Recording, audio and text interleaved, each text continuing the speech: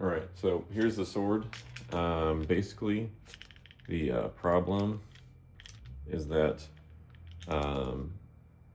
the blade is bent in here. The very tip is bent and it's getting stuck in here. And so when I try to pull the sword out of the scabbard, it gets stuck right there. And it doesn't go any further. And I've done a lot of wiggling to try to get this past here, and it's just not getting free. So yeah, it's not making it any further than that out of the scabbard, unfortunately. So yeah. All right, well, I found out why the sword wasn't coming out of the scabbard. I decided to take off the end of the drag of the scabbard, unfortunately. And in doing so, I have discovered that I was right, and there we have it.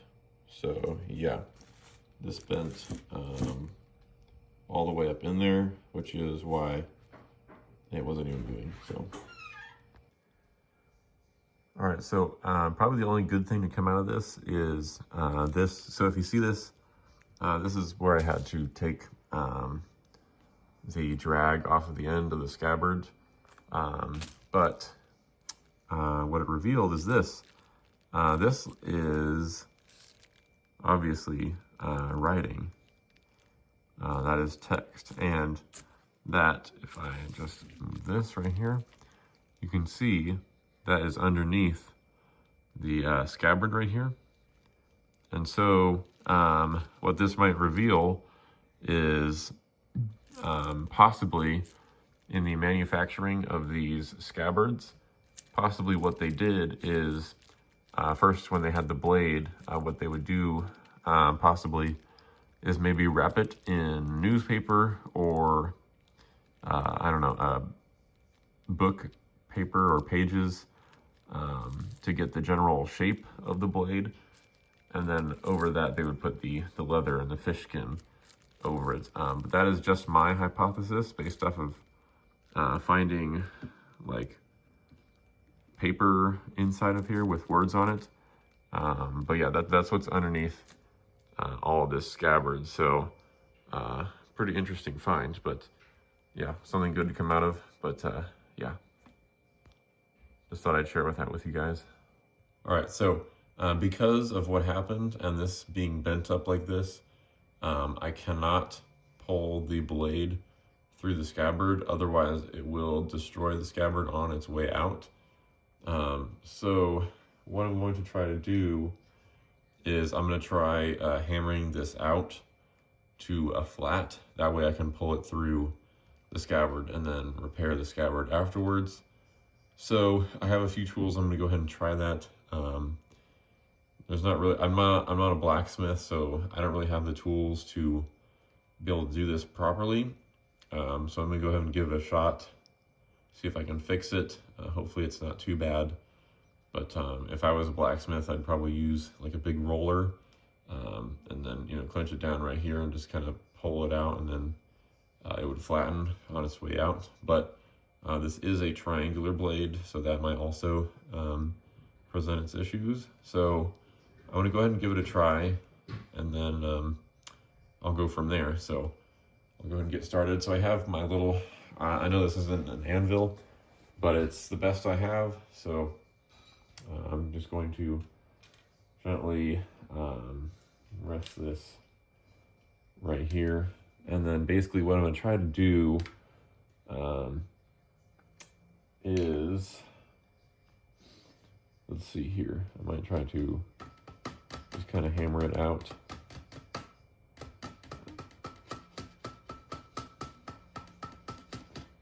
But I'm going to take my time and just kind of go slow and see if I can eventually bring it out. But yeah, that's what I'm dealing with right now. So let me go ahead and get started. We'll see if I can kind of grip it right here and try to spread out.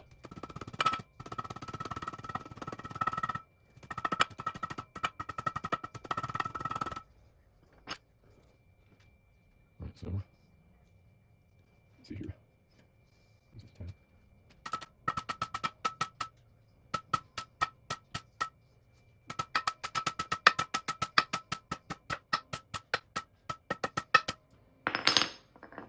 All right, yeah, so an issue with this is that it's kind of taking parts of the scabbard off as I go, unfortunately. So I'm trying my best to be as soft as I can, but yeah, the sooner I get this scabbard fixed, the better, just because it is in really delicate shape. But I am almost there. Hopefully this turns out all right. Hopefully it doesn't look too mangled at that tip, but yeah, we'll see. All right, welcome back. As you can see, I was able to get it flattened pretty much all the way back. So that's great. There is this little tiny tip right there, if you can kind of see where it's still kind of hooked right there, and I'll probably just file that off. Shouldn't be much of a problem, but it looks great. Looks pretty much back to normal. So with that, I was able to get it out of the scabbard. So yeah, here we have it. Here's the blade. Upon closer inspection, this is definitely, let's see if you can see, this has definitely been worked on in the past. Obviously you can see there's been massive pitting in the past, especially up in here. This is kind of where the break in the scabbard was, that big lump. So you can see there's a lot of pitting on there. And I can tell just because the decoration on the blade has pretty much almost disappeared. I can tell that this blade has been worked on in the past, probably with a Dremel or something, unfortunately. And so, yeah, but with that, this gives me a little bit more confidence to work on this sword a little bit more. So, because I have a particular way I like my swords. I like them kind of museum quality almost. I don't like them perfect. I want them to show their age, but I want them to show their beauty. And this is going to be a really pretty sword because this is actually cast in silver. And so once I get this cleaned up, it is going to sparkle like nothing. So what I will do, one second.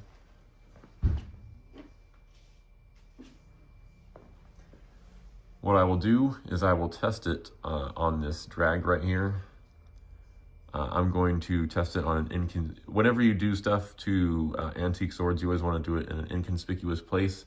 And so I'm going to do it to the bottom of this drag right here. I'm just going to, I have this, where did I put it? Right here. I have this silver plating solution. It's worked pretty well in the past with other silver items, and so I have confidence that it'll do pretty well. If that doesn't work, then I'll try the agar solution. It's basically like putting a gelatin on the surface and then removing it, and then the gelatin sucks off all the nasty stuff. So let me go ahead and give the silver plating solution a try, and then we will see where that takes us. So here's the before.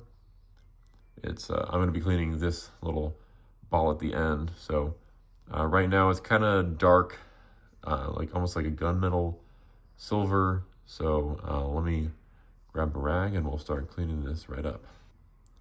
All right, got my rag, got my silver plating solution. So I'm just going to go ahead and dab just a little bit on there, just like that. And then here is my drag. Just going to kind of go like this. Let's see what that brings us.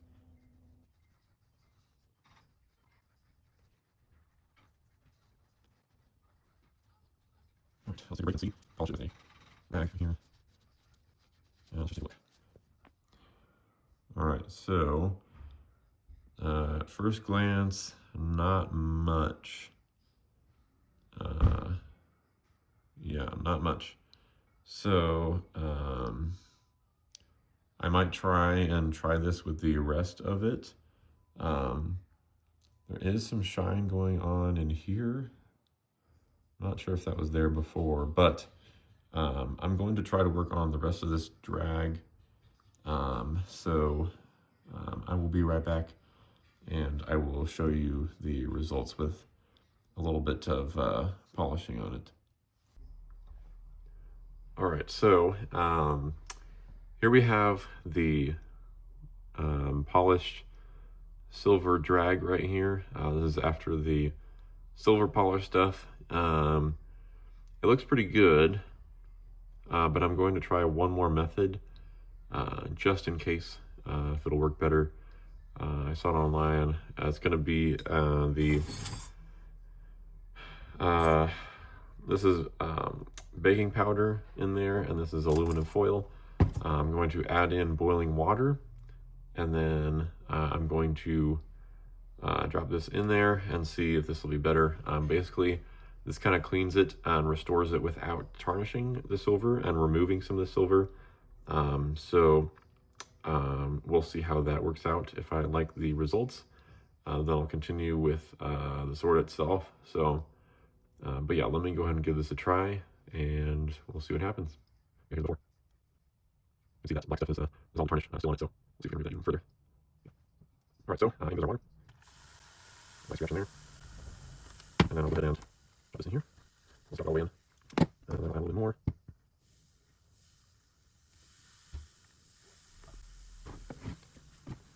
right, just gonna rotate it a little bit. There's some stuff coming up. And I do see, I don't know if you can see, but it is fizzing on the drag itself, so this is very promising. Just going to add a tiny bit more in there.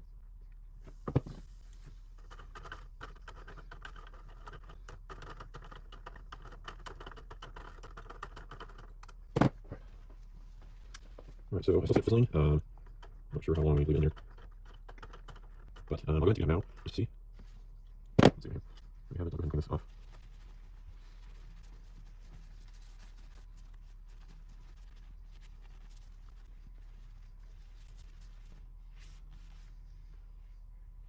Okay, that looks pretty good. Yeah, that's pretty good. Let me clean this up a bit more. Let me grab my jewelry cleaner and then clean this off, and then I will be right back. All right, I got my jewelry polish. This is just like generic cleaner that goes in like ultrasonic jewelry cleaners. So just going to spray some on there.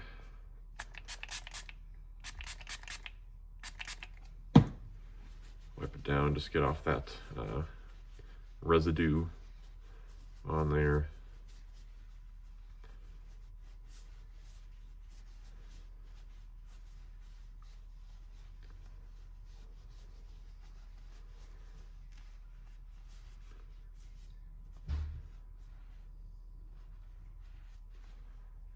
And there we have it.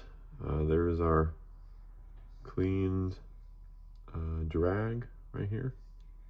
This looks absolutely incredible. It's near perfect clean, and the great thing about this is it still has that age on it, that really good age look on it, and so that is perfect. So I'll probably replicate this for the sword.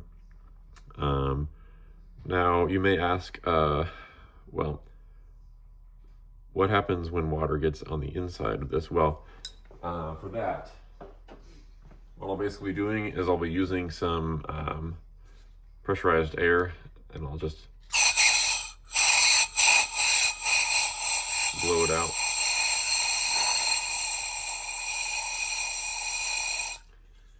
That way there's no possible way of water being in there. And then also what I'll do is I'll probably add some oil on the inside of both the drag and also the sword, because if I submerge the sword in water, let me just show you. If I submerge the sword in water, if you can kind of see, there's little holes. You can kind of see, I mean, you can see in the you can see it coming through here, the light. It's the same kind of thing for all these.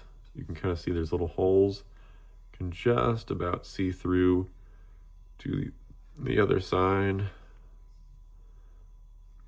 Yeah, just about there. You can kind of see through the other side. So this is open to the tang, and so with submerging it into water, obviously this entire thing is going to fill up with water, and that's not really a good thing for it.